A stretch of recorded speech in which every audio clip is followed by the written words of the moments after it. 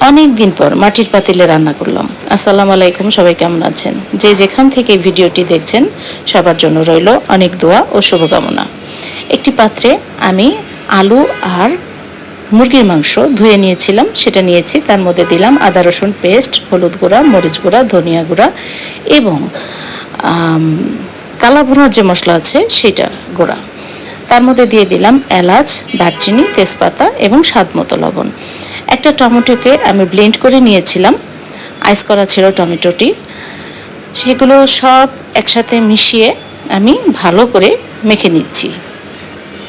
আমি কিছুক্ষণ ম্যারিনেট করে রাখবো এটাকে, এই জন্য ভালো করে মেখে নিচ্ছি মাংস, আলু আর মশলাগুলোকে। মাখা শেষ হয়ে গেলে একপাশে আমি রেখে দেবো ম্যারিনেট হওয়ার জন্য।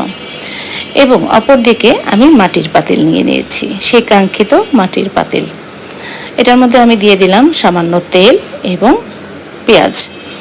মাটির পাতিলটাকে আমি এক রাত পানিতে ডুবিয়ে রেখেছি, তারপর সেটাকে তেল দিয়ে পুড়িয়ে নিয়েছিলাম এটাকে প্রস্তুত করার জন্য, যেন রান্নার জন্য প্রস্তুত হয়, না হলে মাটির পাতিল ভেঙে যাওয়ার সম্ভাবনা থাকে।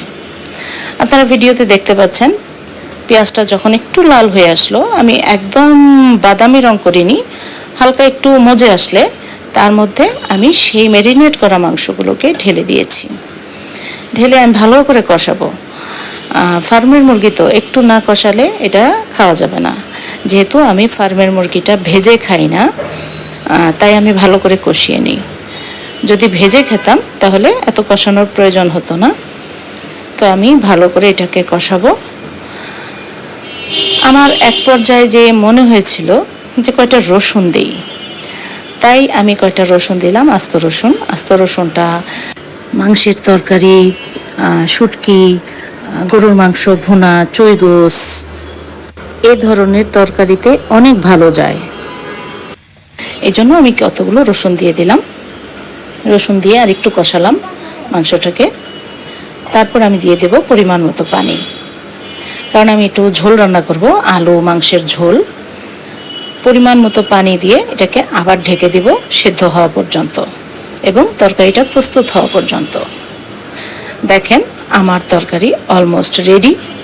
এখন পরিবেশনের পালা। এখন আমি পরিবেশন করব।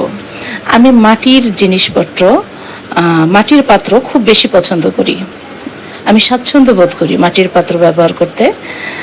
তো দেখেন আমি একটা মাটির বাটিতে তরকারিগুলো নিয়ে নিচ্ছি পরিবেশনের জন্য এবং খাওয়ার জন্য। কেমন হলো জানাবেন। আপনাদের লাইক কমেন্টের আশা তো অবশ্যই করি। লাইক কমেন্ট না করলে কি ভালো লাগে বলেন? লাইক কমেন্ট করবেন, পাশে থাকবেন। অনেক অনেক দোয়া এবং শুভকামনা রইল আপনাদের জন্য। আমার জন্য আপনারা দোয়া করবেন, পাশে থাকবেন। টাটা, আল্লাহ হাফেজ, বাই বাই।